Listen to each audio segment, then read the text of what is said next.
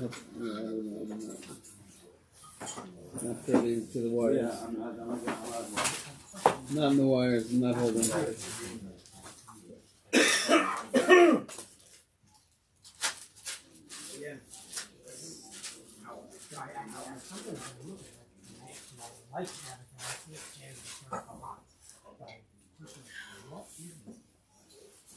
I know it's a good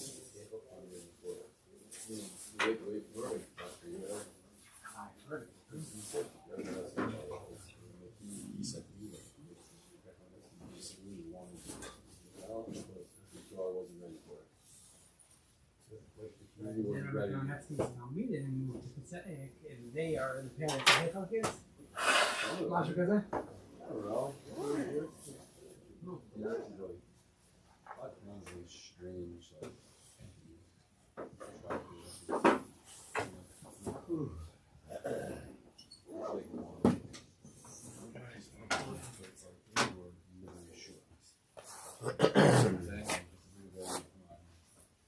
Hi, Moshe. How are you?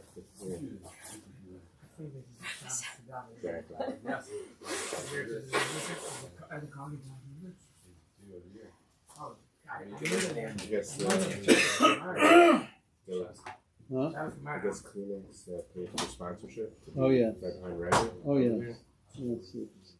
On every video, it's Usually people pay for that. it's new backdrop. We should start charging sponsorship. Yeah.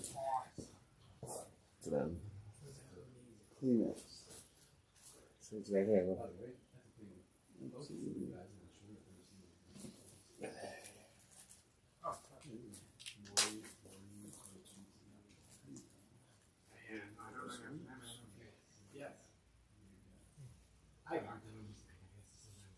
Overall.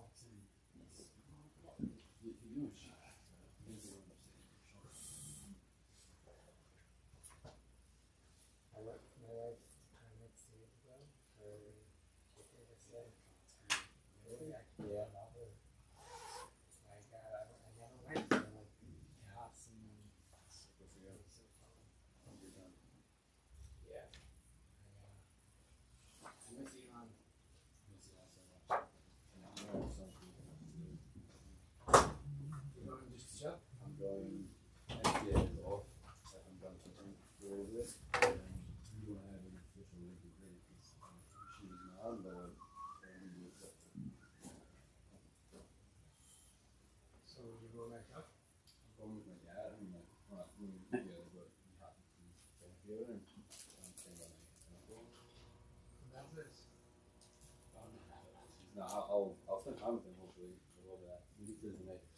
My cousin has tried to see Rich around So that.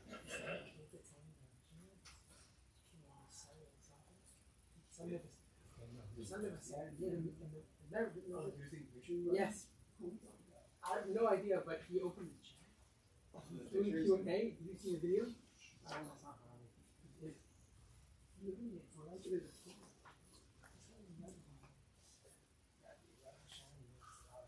It literally sounds like China.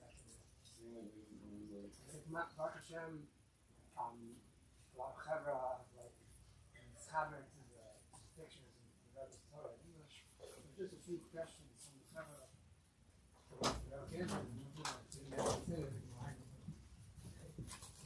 Are you serious? Yeah. He's not shaking his hand? Yeah. So he asked him, he says to him, how does one balance being with Hasidus from the Yeshiva side of Woodmere? Cold shot. Snow. Question number 2. Question number 3 was, how do you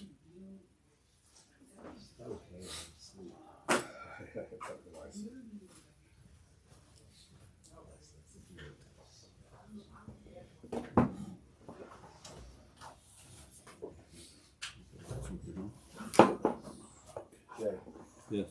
What's the fish in the video, Rabbi? What's that? Move the fish? No. Oh, Don't block move the them. noise? Yeah, don't move the shoes. Yeah, I thought It's strategic. It's strategic. No, it wasn't sponsored. Selling the space. Highly practical. Valuable. put up Shema Camps. I'm on it. Especially that we transcend.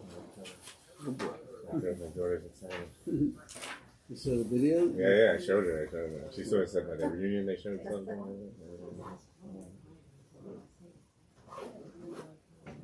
You understand what it's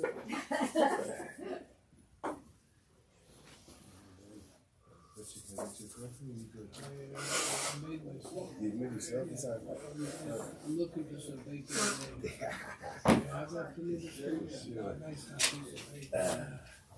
You know what I'm saying? White toast, some butter on it, scrambled eggs. Yeah, I like it. Yeah, I like it.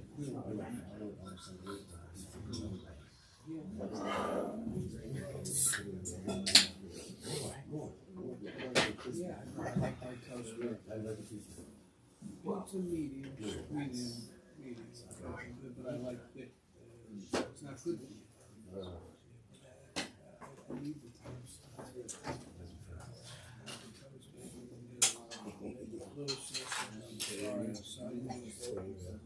Maybe some mayonnaise on the mayonnaise and hot toast. I could have one of each.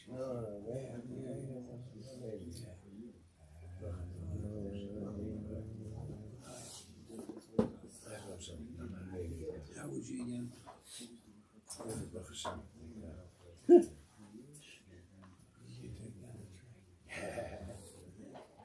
I leave mine out.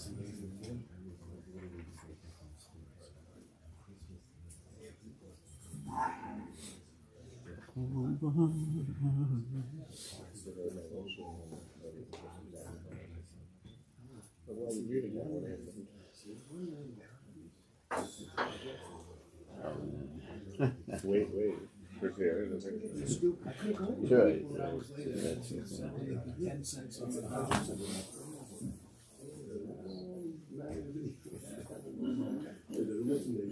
We're on this. 6 o'clock.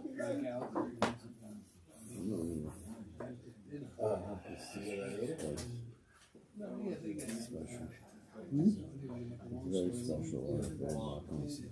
This place? You can get away with doing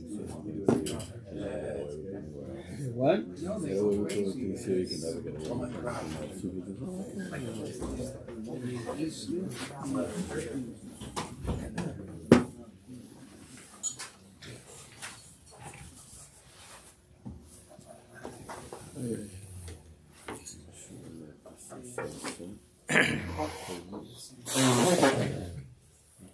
Okay, we're in Ayekah, or Ayekah, page Kufnan Beis. It's nice to be able to see the Mechaber, to spend some time with the author. Wouldn't it be nice if, like, Moshe Rabbeinu would visit? He's about to read Parashas Vayigash. It's the most beautiful parasha. It would be so nice if Moshe Rabbeinu could come and talk about the parasha a little bit. Laughing, but the time is going to come soon. Amen. So we're talking about Ratzon, what a person wants, how the deepest Ratzon of a person is Lasses V'Tzon Hashem, is that relationship. But as we see, even in the strongest, one of the strongest mashal that we have is in a relationship where a person makes a choice. Two people choose to marry each other, and that bechira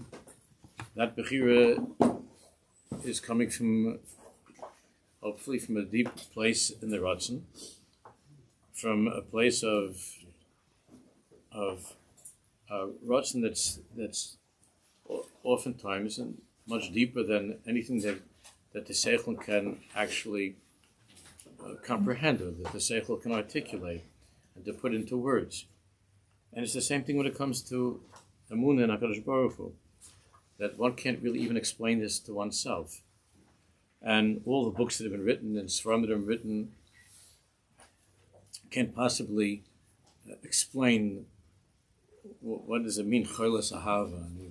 What does that mean? Shlomo Melech said those words, Cholas Ahava. What is Cholas Ahava? To have, what does it mean, the way Rashi felt about Kodesh Baruch Hu, the Rambam, or the Rashba, or the Chavetz Chaim, or the Chassam Sofer, the Baal Shem Tov HaKadosh. What does that mean? Or even oneself. Ani Adati, Dorma said, like Rabbi Nachman in the beginning of Sichas Haran. I know, but this is something, Ani Levad. I just know this is something, but I can't understand it myself, what this is. So there might be many explanations that one can give for this, but at the end, none of those explanations add up to the Ratzon that's there. And so he explains in the middle of page Kuf Nun Beis, Hasibel Akach, the middle of Kuf Nun Beis, Hasibel Akach she'haloshen dalo milavaris kol omek habechira. The reason that one's language is not able to express kol omek habechira, the omek, the depth of this choice that a person makes for Kodesh Baruch Hu, even to dial Kiddush Hashem, can't explain to himself. Well, like why am I giving up my life for something that I really don't understand, like what this is? The reason for the inexpressibility of this bechira is not because the bechira is not a powerful one. It's the most powerful bechira in his life. It's not because there's no basis to it, even though everybody around him can be saying, "What are you doing this for? Like, why are you dying for this? What's the point of this?"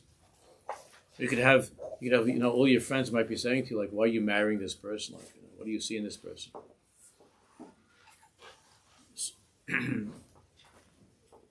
It's just the opposite.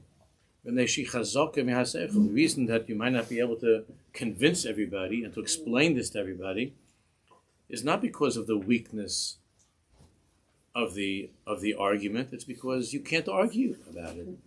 It's something which is not arguable because it's coming from a place that transcends discussions and debates and conversations and arguments and proofs. That's why I've said so many times over the years that the whole inyan of, by the tzaddikim who were connected and taught and revealed Pnimius HaTorah, that they never ever were Isaac in the inyan of proving God's existence. There was never the inyan of proving God's existence. And I know just in those years when that was a very, very popular thing, and I've mentioned this over time, this goes back already 35 years, even more, when they were working on the computer with the codes, and they were just trying to prove the truth of the Torah by certain sequences in Tanakh and all that stuff. And a number of times people asked me, like, wouldn't I like to talk about that or to give a shiur on this stuff? And my answer was always, I'm not interested in these things. I don't personally I'm not excited by these things. I have to prove to me that God exists because it came out some kind of interesting sequence of 50 letters and another 50 letters. It doesn't bother me that I need to have this, and I don't like teaching these things about proving God's existence. In the same way that if you ask me to prove that I love my mother, I'm not going to prove it to you either. I'm not going to prove it to you. I don't going to show that I was destined to be, to be her son, and to find proofs in that in Tanakh that show that this is my mother. Not only did I did not want to be icing these things. I find it to be distasteful person. All of these things with the proofs of it. I understand why they do it and all that. I'm not discounting the place that such things have. But in the end, they turned out to be anyway. Nobody cared about it because that's not at the end. That's not it. Because that's not it. And the whole Isaac, we saw that there were tzaddikim, especially by the Rishonim, that they had to be Isaac in these things because of the time they were living in, where philosophy had taken hold and a certain way of thinking. And you have to work with people in the world that they're in. We understand that there was a need for it at that time. But we're holding now already after the Baal Shem Tov HaKadosh, she's still talking about proofs. It's embarrassing. HaKadosh Baruch Hu. I have to prove that he exists. Had a mice like the Nas and Breslov that there was a time, the Haskalah was very strong. There was a lot of back and forth, and so Rav Nosson walked. So there were two Jews that were arguing. One was a believer, and the other one was asking for proofs, like from the guy that was the maskil was asking the frumma like for some proofs. And Rav Nosson happened to be passing by, and Rav Nosson went over. Then he said to the guy, to the enlightened one, Rav Nosson said to him, "You need proof that God exists? I just spoke to him a minute ago." I know. So I just left his birthday. I was just doing his birthday. I just spoke to him. That's Rav Nosson. What are you talking about? You want proof that he exists? The whole thing is a gol nefesh. If you think about it, it's beyond Hakadosh Baruch Hu. When a book comes out and they're irrefutable, they're not irrefutable, and anybody can write a book against that book. And anybody that's ever been Isaac in these inyanim knows that none of these things are irrefutable. You have a little bit of a seichel, you could poke holes here and there, because Hashem made it that way. That emunah should not be something that depends upon a mathematical equation. Hey, Hashem's Baruch made it that way. So he made it that it's not any nefsechlius, and that's why the Balei Pnimis never went into these inyanim at all, because they said, "Wait, I just spoke to them. I have to prove to you. Work it out yourself. Go into a place inside of yourself. Go do some hisbodedus. Go to a mikveh, do some hisbodedus, and again, I have to write a book for you. I have to come up with some computer program to make you happy. Work out the inyan. That's who you are. It's not something outside of you. It's inside of you. So you're not going to that place inside of yourself. That's your problem. So I have to come up to you some to convince you.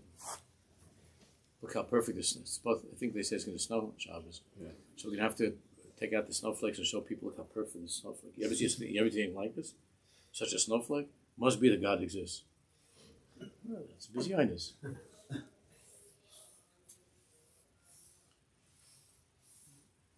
So this doesn't show the fact that you can't explain something, or it's not something you could articulate. That's not a siman of the weakness of the argument when it comes to the truth. Of course, when it comes to emunah, of course, there could be other things in life. It is you have a very weak argument, but when it comes to life itself, I have to prove to you that I'm alive. I have to prove to you right now that I'm alive. So, just the opposite. It's because what we're discussing is stronger and higher than seichel. It's not an inyan of seichel. That's why it's a rachmanis on those people, on those Jews who are looking for these things in the world of seichel. When you're looking for emunah in the world of seichel, again, not that there's something that's not seichel about emunah, that's not the point. But if you're looking for, if you're trying to have a relationship with the Kodesh Baruch Hu that's based upon seichel, then we go back to what we were talking about last week. The same thing between a chassan and kala, a husband and wife. If that relationship is based upon seichel, it's rachmanis. It's rachmanis. Like we were talking about last week, that if she says, "Do you really love me?" and he takes out from his pocket that paper again, he says, "Yeah, I wrote for you 7 reasons why we match up." I was talking about that last week. We both speak the same language and we like the same music and so on. So that's not a bizayon to the wife. It's the biggest bizayon in the world. No, but what about feelings? I'm not talking about feelings. This is we have to do this very logically. It's a matter of what's rational. It's not a matter of emotions or feelings. Marriage is not about emotions. It's about things stimming, seichel. You can say that about maybe at work, with your employees. You don't have to have any say that. It's a seichel. Even there, that's not such a double pashut. But in a relationship of caring and of love, a husband, a wife, parents, and children. If your kids ask you, like, why are you so concerned about me? And your answer is, well, because that's my job. All right, that's true. That is your responsibility. If the kid says, is that the only reason? Yeah. I don't really care for you or anything like that. I don't feel anything for you. I brought you into the world, and it's my responsibility. The same, I have to. This is my house. I got to fix it. The faucet's broken. I got to fix it. So if you're broken, I got to fix you. So that's not a relationship. Many kids feel like that. But that's not a relationship. So how do you explain this?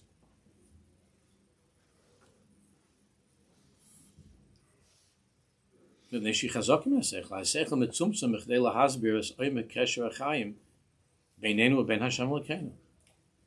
is too small to be able to explain the oimek kesher chaim, the depths of this kesher, of this connection, of this living connection between us and Hashem Yisbarach. Hamuna nogas ba'omek hachaim, mekifes kol havayas ha'adam. Emunah reaches the very depths of life itself, and it encompasses all of man's existence. The seichel of a person doesn't have the ability to contain such merchab, such expanses. The seichel doesn't have.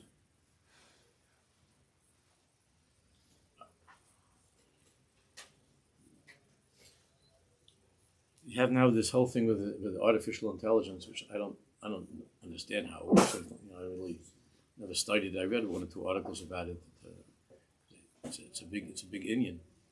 It's a very remarkable thing. I don't understand it, but what I'm seeing is, and I'm hearing about, is that people actually are talking to the. I don't mean asking a question like what's the prediction of snow on Shabbos. That's a legitimate question. You want to know whether you should take your boots out or not. That's a legitimate question. But if you're starting to talk to your phone about like deeper inyanim in life, about people talking to with the chat and with the artificial intelligence, people. I've been told. I had this conversation with a few people that they told me that they talk to the phone ki'ilu it's like a friend, or some kind of a friend, or someone to help you, or a therapist, something like that, to talk to the phone. So I thought like the worst thing I ever saw was like the way people are with their dogs and stuff. I've never understood that. Like the whole pet thing I find to be very, very odd. That relationship I find to be odd. I understand if you need a dog like to chase away a wolf or something. I don't know what, but like what's the need of this friendship? The dog's your best friend. Man is a man's best friend. Whoever made that up is a. I feel bad. I don't know who his friends. I don't know what he had. The dog was his best friend. You have people with the pets, with the dogs.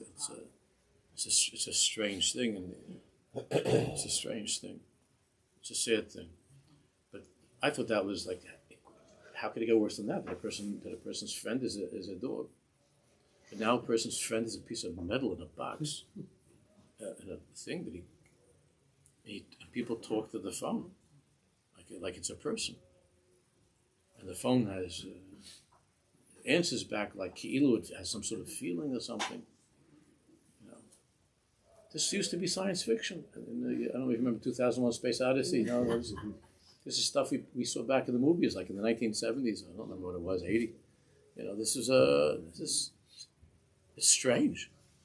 It's strange, but that's where the world is moving in such a way. When emunah, emunah things ki'ilu, they could be on a computer chip or contained within the confines of even a human mind. A mind can't comprehend, and it makes no difference if you have a computer that's called artificial intelligence and it has a much, much stronger mind than even like than the Rogachev. It has a stronger mind. But the Rogachev had children and grandchildren. And even though he was a strong person, when he said Kriya Shema with his kid, he was a father with his child. It wasn't something on a computer. I don't know where this stuff is all going. I don't know what's going to be with all these things. The seichel can only comprehend a little bit. And as far as explaining, so the seichel can. Some people have are more expressive, and it's easier for them to explain. For other people, it's very hard to talk about certain personal things. Whatever it's able to, everybody with their seichel, they're able to explain. But there's no language that can express the depths of that connection of a Jew to HaKadosh Baruch Hu. There's no language like that. There aren't enough words. And there aren't words that can express this. It's called merchavei haratzon, the expansiveness of one's desire, of one's love, of one's will, of wanting, of ratzon. There is no such thing.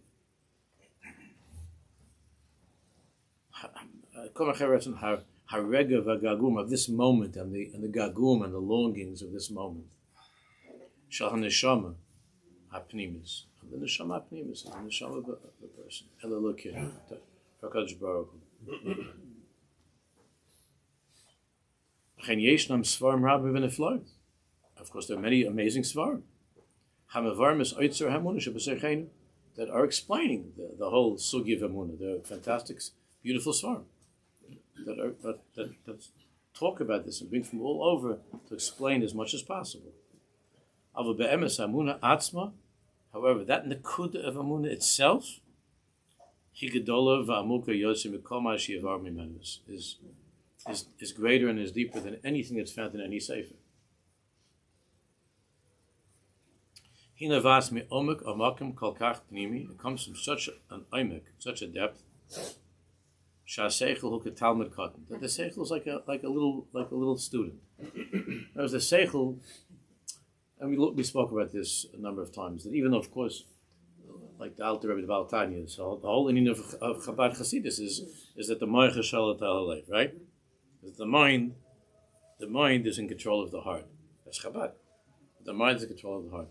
But the Alter Rebbe says all over that's not the Pnimius Halev. That's only the Chitzonius Halev. But the Nekudas Halev, the Pnimius Halev, that's. And it's a good thing that our Pnimius Halev is HaKadosh Baruch Hu, not other things. Because the Pnimius Halev of a Jew is stronger than the Moach. Therefore, the mind can tell a person that Al Pi Seichel, you should not be giving up your life Al Kiddush Hashem. Voluntarily to die Al Kiddush Hashem, whatever, given that choice. That's the Seichel. And normally Seichel should be Shailot Halev. But at that moment, there's something that's called Chachma Shebenefesh, and there's a Pnimius Halev, and the Pnimius Halev takes over, and then the Seichel becomes like a little Talmud, like a Talmud. Normally, the heart is sitting in on the class, and the Seichel is lecturing. The Seichel is lecturing to the heart. You should not be having this fourth piece of kugel. Talking about a few hours from now. You should not be having this fourth piece of kugel.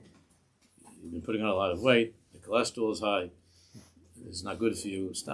Anyway, you shouldn't be such a big baltaiva.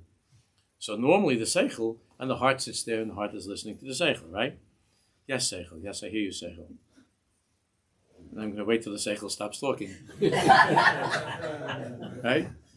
But you're listening to the seichel. The heart's listening to the seichel. And the seichel is sorry, and the seichel says to you the cholesterol and you can't close the thing the same way, and this is not good for you, and you find yourself breathing a little bit too heavy when you're going up the stairs in shul. It's like, and the seichel has all these svaros. It's a whole list of svaros, and the heart is listening like a good Talmud. Yeah. That's normally but when it comes to Ratzon, when it comes to Emunah, to Pnimius Halev, then the Seichel has to be quiet, and the Seichel has to listen to the Pnimius Halev.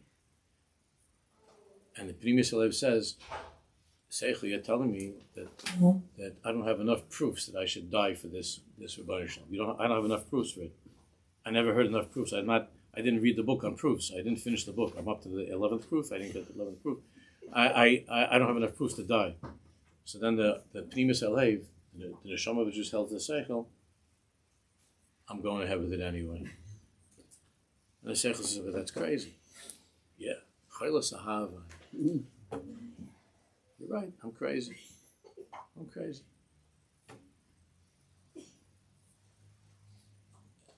same way a parent could pull out all the proofs why he doesn't think that this is the right marriage. And since that's not the need of Amunah, it could be that the parents are right. I'm not saying that sometimes the kid is totally off. But the logical arguments are not what's going to compel.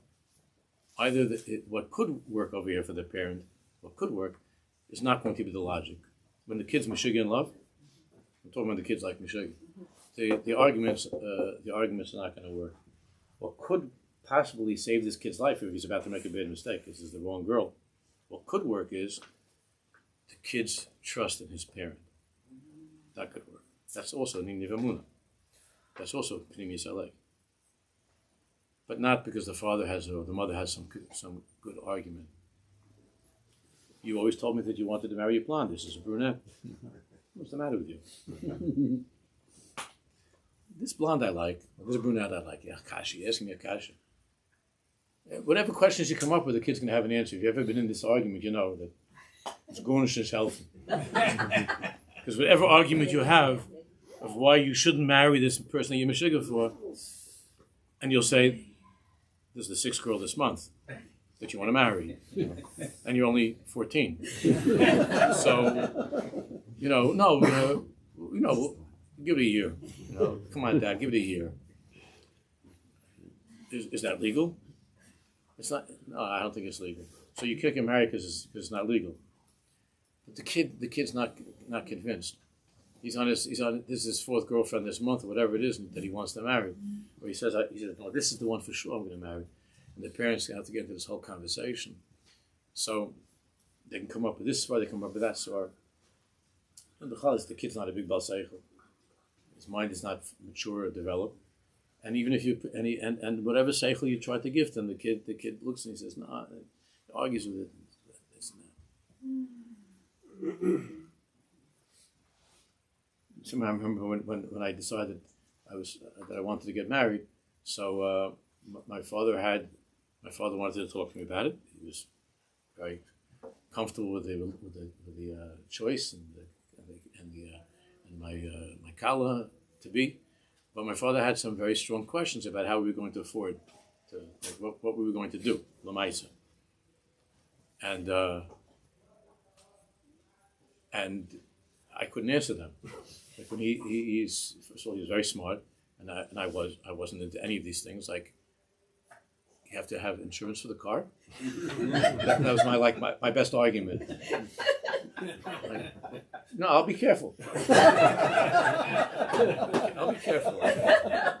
What are my arguments? Like my father's coming up with all this stuff, like, and I had of course, because I was a sharp guy, so I had all kinds of svaris, and I'm learning with my father about this, and how we'll do this, I'm going to do that, I'm going to tutor, all this stuff worked out.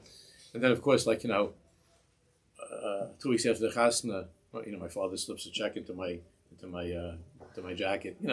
That's just how it works. All of my svaris, they just end up in a check in my pocket. Because it wasn't working. You had to pay for the car. You have to get insurance, right? And those years you got for teaching somebody, a kid sitting down teaching a black Gemara, you got $10 or something at best. That was already a lot. So, we can explain it. So if the kid trusts his father, trusts his mother, and that's tapping into a certain nakuda of something deeper than seichel, so then it's possible to save the kid's life. But when that trust is not there, and again, oftentimes there's reason not to necessarily feel such trust. I'm not going into that, but when that trust is not there, so then seichel's not going to work. Because the seichel is talking to a malkum pnimi in the heart, and the pnimi saleh lectures to the seichel, not vice versa. So that's what he's saying over here. Then a seichel is getalmud katan. When it comes to emunah and pnimius halev, when it comes to the language of the neshama, so the seichel is a talmud. When you're listening to a nigun of dveikus, a beautiful nigun of dveikus, a nigun that reaches a very deep place inside of you. So that's the nigun of seichel. Why are you playing this nigun for the 10th time? It's not seichel. And why is it that when you listen to this niggin a few times, that your davening is a different davening, but not when you read the proofs that didn't change your davening? Why is it the niggin is changing your davening? What does the niggin say? The niggin doesn't even have words. The niggin, it's a niggin without any words. It's a niggin without any words, and that niggin helps your davening more than all the proofs that you read in the book. You listen to the niggin, you could daven. And the niggin doesn't say a word. Because that place of nagina is very, very, very, very, very deep. It's a very deep place.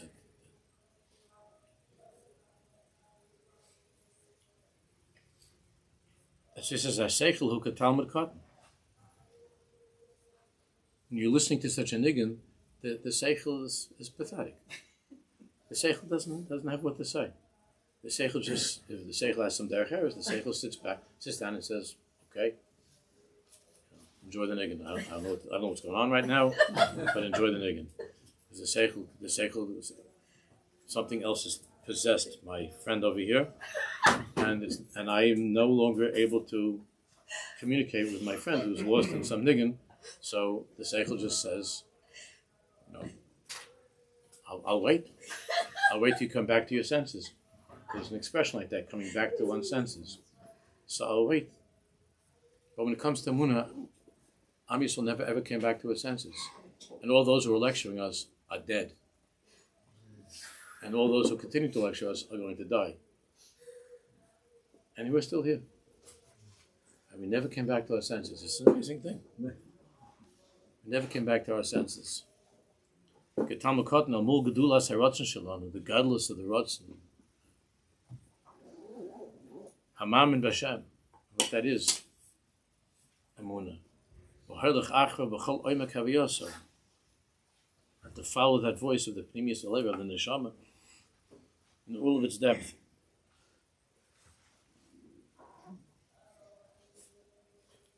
Habachir, page Kufno Gimel.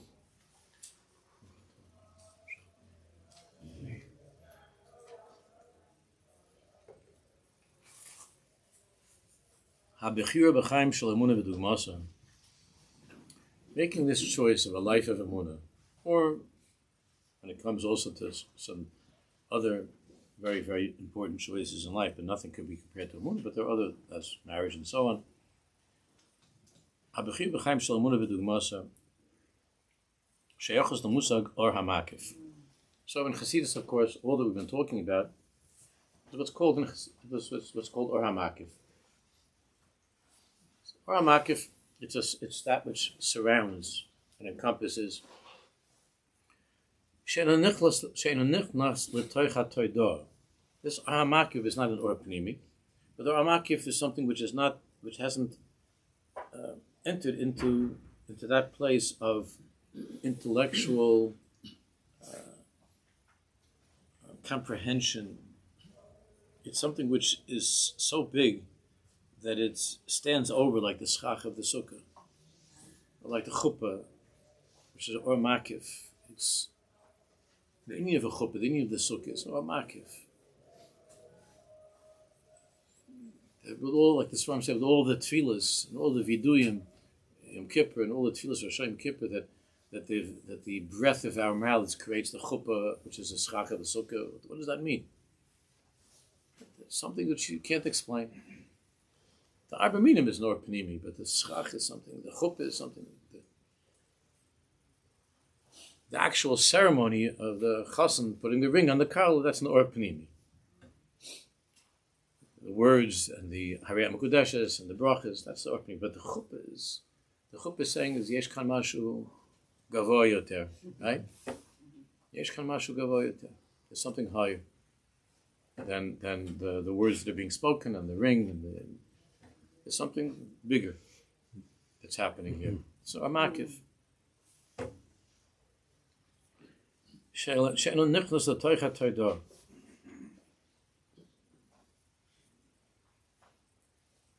V'shonim or hapnimi.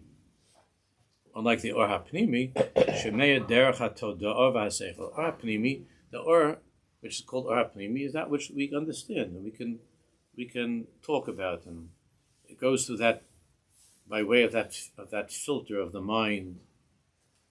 It can be explained, it can be understood. So you could have a parents teachers meeting, right? And it could be that the parents have been yelling at this kid about he's not doing his work properly and he's not doing well and all this stuff, and the parents know exactly what's going on with the kid. When they come to the parents teacher, and the teacher says the same exact stuff, so the parent starts to defend the kid. That's a strange thing, because if the teacher had a tape, he could just put on tape and go and say, "You're much harder on him than I am."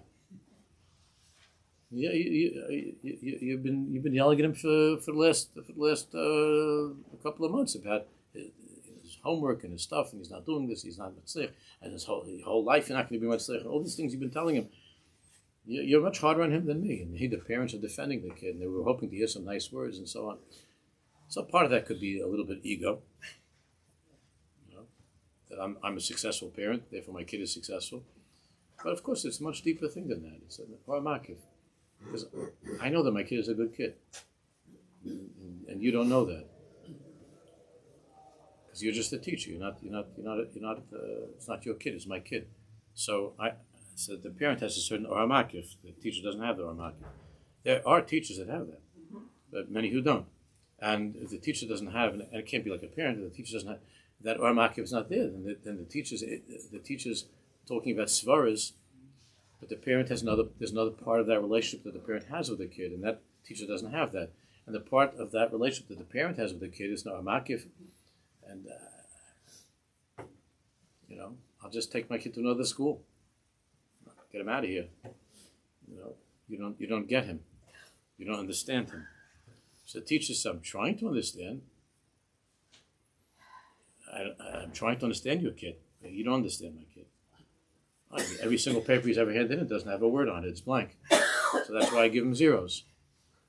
So you're saying my kid is a zero? So far. Every page is blank. So I give him a zero because he's a zero. And the parent feels, no, my kid is an Aleph plus. Even though the kid gives the same empty paper when the father or the mother sits down with them to do the homework, gives also an empty paper, but that doesn't mean he's a zero. So it's something higher than that. It's not makif. It's something higher than that. Mem is makif chazak yoser, and the makif, of course, is stronger. The makif is stronger.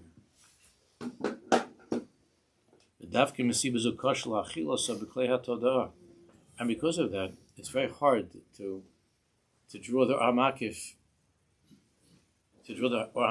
and to make into Nor Pnimi, which is of course part of our Avodas Hashem, is to do that.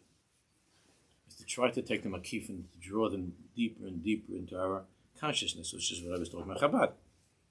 And Bechlal Chassidus is that the whole avodah is to try to draw the Makif and deeper into my, especially in Chabad, to draw the Makif and more into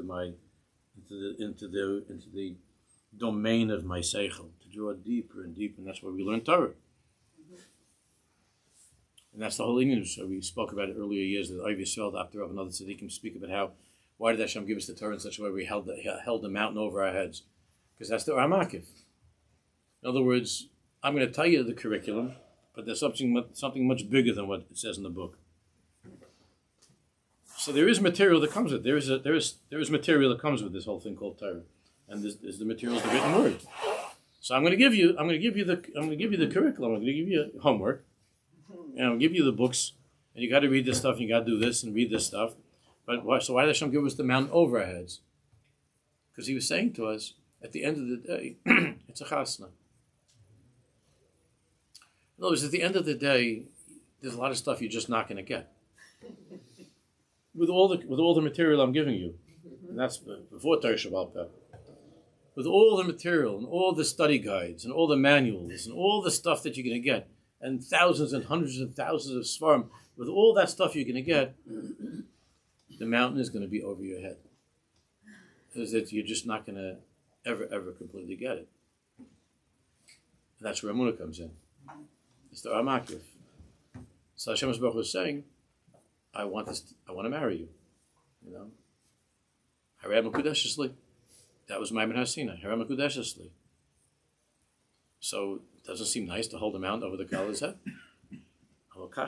Doesn't. It's not a threat.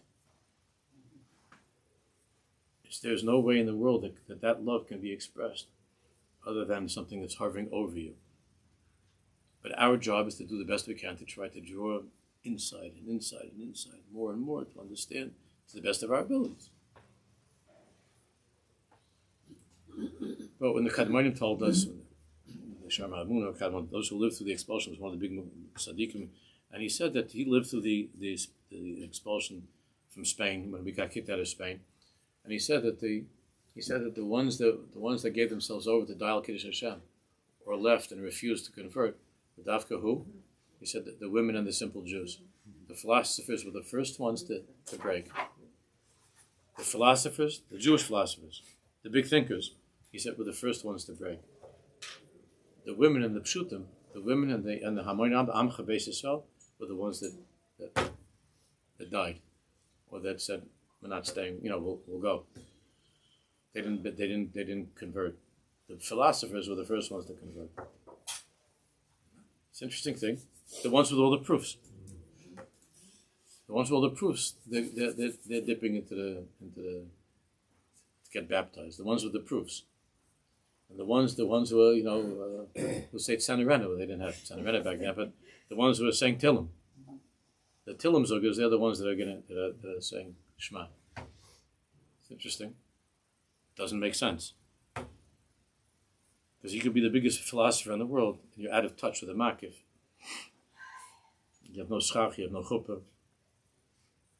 You have a bunch of dry, lifeless proofs. That's not going to get you to say Kriya Shema and to die. It doesn't bring you to that place. Can't be contained in words or in the seichel. That's what we say all the time in Ashrei. Ashrei ha'am shekachalo, Ashrei ha'am she'Hashem lo kach.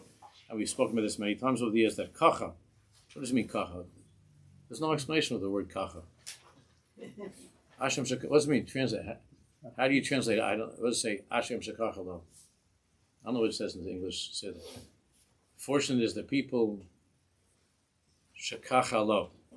How do you translate that? For whom it's like this? I don't know what they say in English. Hashem shekachalo. And the reason that whatever the translation is, it's not going to suffice. It's because the word kacha is something that Jews have, and it just means kacha. You see that? You found it, Steve? What does it say in English? Ashrei shekachalo, Ashrei she'Hashem lo kach. Because kacha is the Rosh Tevis Kesach Alaksar. That's what that is. Hashem shekachalo kacha b'li hasberim v'nimukim. It's praiseworthy. Yeah. For whom this is so. There you go. For whom this is so.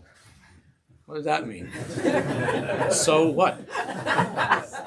Praiseworthy is for whom this is so. Yeah. And if you're going home with your kid from the PT, from something, and you're defending your kid, and you tell your kid, we're going to another school, that I don't want this place for you. It's not, and the kid doesn't understand because you're harder on the kid than the school. Then why are you doing that? And the kid says, but why are you doing that? And you just say, Kacha. What am I going to tell you? Kacha. The teacher doesn't understand you. The school doesn't understand you. Kacha. So it is. So it is a makif. It's not something that you're not explaining anything. The Odom Melech says, Ashrei am shekachalo, Ashrei am she'Hashem lo kach. Ashrei am shekachalo, kacha. Bli hasberim. B'nimukim, proofs, explanations, rationales.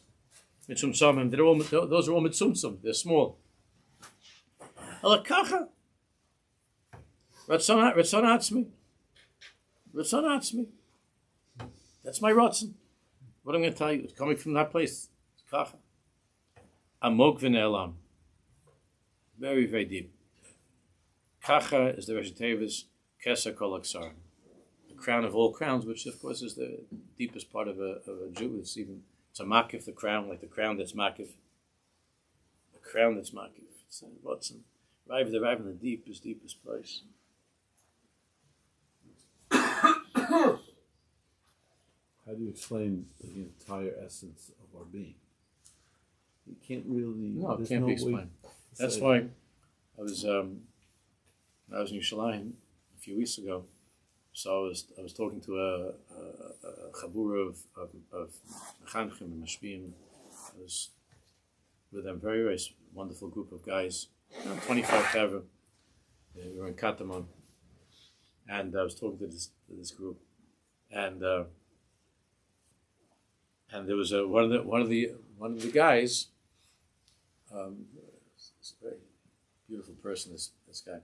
One of the guys was asked that before we daven Marav, we're going to daven Marav, and then I was going to give the shmuz.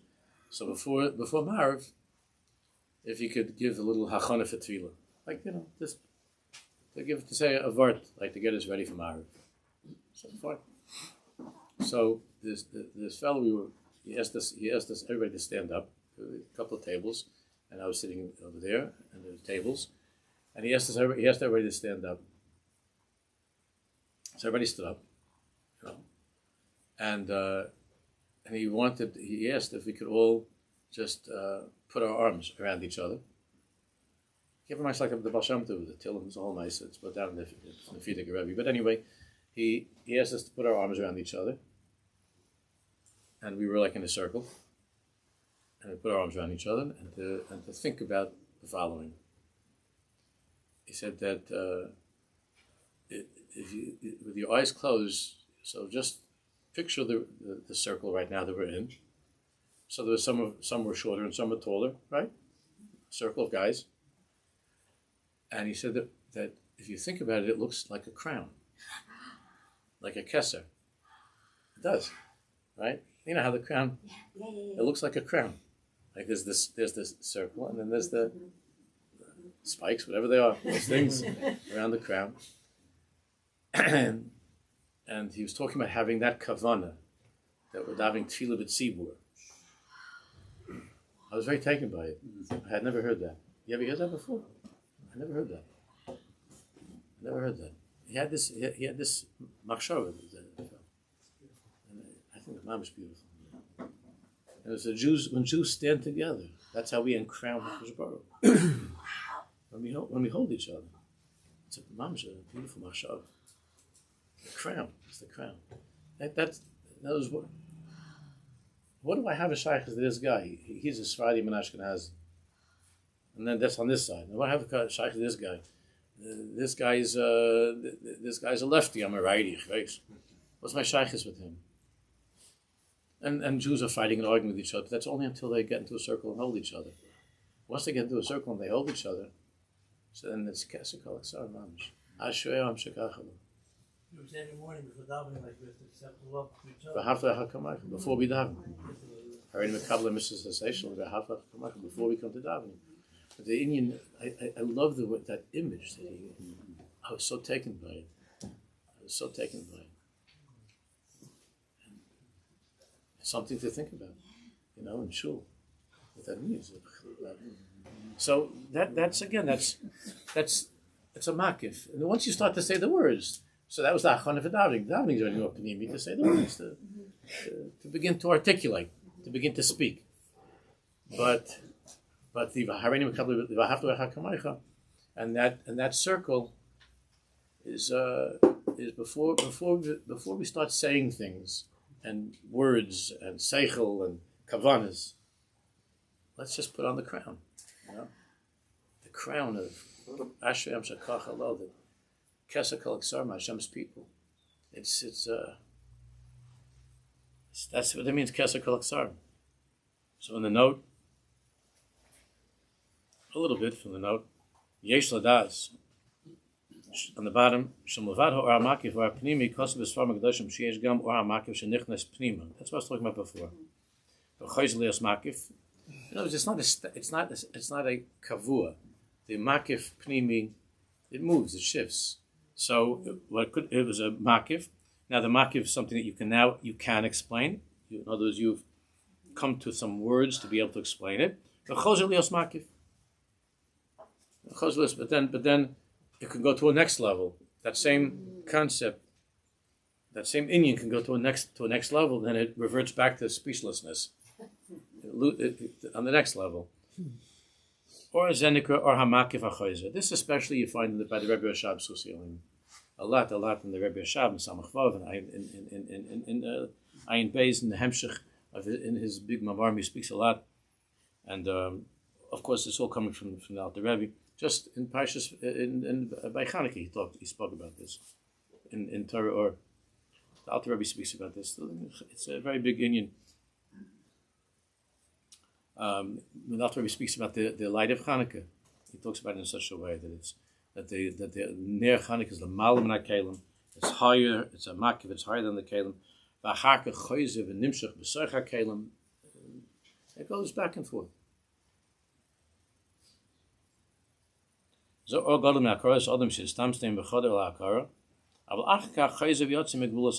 it can come into some awareness and recognition and oisius into some letters, but then as you go deeper, then it flies off again to some place which is higher. An example of a makiv that goes in, goes out. So Adam Shirotza Lahagid Davar Devar Ma Choshev Lechaveru. Sometimes you want to say something to somebody you care for very, very deeply, or you want, or something that you had to say that was very important to you, and you can't remember what it is. You forget. You don't know. Zemiyatzer Tchusha Shel Rotzon Tat Hakarati Lomar Davar Mesuyah. Sometimes you have something which he says it's like it's on the what's the expression, on the tip of your tongue. I knew that I had this. Now I don't have it. But it's there. I don't know though what to say. He missed out on the hakara was there for a split second, and then it's gone. So now it's on the tip of my tongue, but I don't know. I mean, I know, but I can't say it. I know it's there. I'm just not sure what it is. On the tip of the tongue. So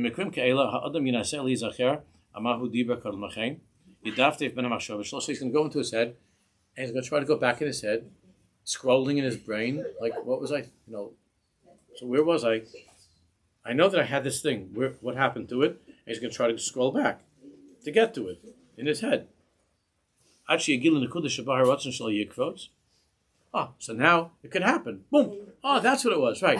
And he's able. So now this is what you wanted. This is what you wanted to say. So why is it that this lack of coordination between the Ratzon and the Seichel? What happened over here? This lapse. The Seichel, of course, is the mouth. The Seichel is how to say this.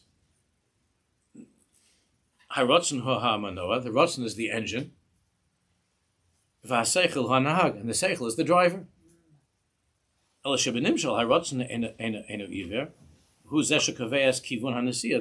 Ratzon of the person knows what it wants, and the Ratzon is what sets it on a certain course, the Seichel, the driver. But the Ratzon cannot get to where it wants to get to without the driver, without the Seichel. So there was a disconnect. So sometimes the Seichel can be off. And the driver could take you someplace because you're not explaining to the driver where you want to go. So the driver can go someplace else. But there could be a lapse between the Ratzon and the Seichel. This happens all the time. I know that I wanted to go someplace, I just don't know where. Like I had this, when I was in high school in 12th grade, I had a Rabbi who was a huge Eloi, a genius. And it was a Talmud Rabbi, he was a big genius. I think I told this to you a few weeks ago, I don't remember. But he, I once met him on the street. I met him my mother sent me to go get some stuff on Main Street in Queens to go shopping. And I met my Rebbe, was walking up and down the block with his hands behind his back, just walking. And I went over and said, Rabbi. And he said, Moshe. Not Moshe, Moshe. What are you doing here? He asked me. I said, my mother sent me to get shopping. Is everything okay, Rabbi? I said, Rabbi, you need something. He said to me, yeah, but I don't know. He was like, and then I said, why is Rabbi here? So he said to me, Taisus. He started talking about Taisus. And he was holding me like this, and he starts yelling about Taisus on the corner over there. I remember it like yesterday. It was Taisus and Gittin, and he was yelling at me about his Taisus, and I was saying what I thought, and he was yelling at me and upset with me, and I was going back. And then he takes my arm and we're walking. So I said, Rabbi, do you need something? He said that my wife told me I'm supposed to get something here. I don't know what. And then again with the Taisus and something else. So I called the Rebbetzin on the phone. There was no phone. I went to the payphone. And she goes, "Oi, my uncle. And she gave me the list what to get. It goes into Mealmart to pick up some things. It was so beautiful. I was so touched by it. And while we're in the store, he's still yelling at me. He didn't remember. Not because he's not smart. He was a genius, but he was someplace else. It was just, he knew that he had to get something for the Rebbe, but he didn't know at all what was going on. So Reb Chaim didn't know his address. Reb Chaim Kadiyev's. Yeah, things like that. He's living there for 50 years or whatever, and he's walking around looking for it's people that like he's in a place of Torah. There's such a love of Torah. That's in the Kudah Pnimis. That's not the Seichel of Torah. The Seichel of Torah says the Gemara is closed. You're shopping, but when you're in love with Torah, that's what I saw with my Rebbeim, that they were in love with Torah. They were in love with Torah. There was a clip that came out a few years ago. There was two Gedolim that were at a chasna. It was Rav Leib Bax and Rav Shmuel Birnbaum from the Meir Yeshiva. And they were at a chasna. I don't know if you remember this clip. It was going around a lot. And they were sitting at the chasna and at the table with other people, and they were arguing and learning. And they started yelling at each other. And there were crowds gathering around them. And they were two old friends. They were learning together 80 years before. They went through everything together. They were learning, and they're yelling at each other. And he starts pushing the table, and he's angry, and he's not looking at him. And learning, all in learning. And somebody was able to. They didn't see any cameras. They didn't see any people there, because there were people coming from all over. Because they were hollering, and there were people coming and watching this and listening to them. Nobody to follow what they were talking about and learning. And they were oblivious. There was nobody in the room. There were these two, like, yeshiva bachim in the Meir Yeshiva 80 years before. Yelling and talking and learning. There's nothing else existing. There's something that's only when you're chayla sahava, when you're in love with Torah. When you love the Torah. When you see a person that's in love with Torah, it's not in so you could say this is, you're in public, you should, why are you yelling at each other?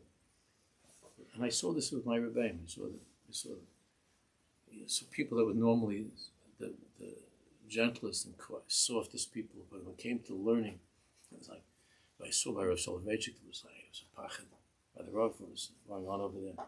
And when him and my Rabbi Rav David were arguing in the hallway, I remember the Rav Soloveitchik and Rav David were yelling at each other and learning, and we were all standing in the hallway. And of course they were yelling in Yiddish at each other, and everybody was standing around. All the Rebbeim were watching this, and they were yelling at each other, and they were just saying, Sanhedrin Chavav. He said, what? Sanhedrin Chavav? What about Nadarim Yud Aleph? They already knew it. They weren't even saying what each one was talking about, just the Ma'amar Kaimas. I says, from there you're bringing a raya. And he's yelling at another, he says another Gemara, and this one says this and that. And everybody's standing around watching this. And I remember that the Rabbi Yoshe started yelling at Reb David, and he said to him, Reb David, they loved each other, very good friends. He said, Reb David, I never went to yeshiva. You went to yeshiva. That's what you learned in yeshiva? That's what you learned in yeshiva? And Reb David was saying, it doesn't make a difference where I learned or where I didn't learn. You're wrong. And this is how they're yelling at each other. That's what you learned. You went to yeshiva. You went to yeshiva. The Rav couldn't get over it. That's what they taught you in yeshiva. You couldn't get over it. Because the Rav never went to yeshiva. Rav Soloveitchik never went to yeshiva. He just learned with his father. That's what you learned in yeshiva. And it was like a romance. It's a romantic thing. You can't. What that means, like that love for each other and the love for Torah and for Kodesh Baruch Hu. We should be zeicher for it.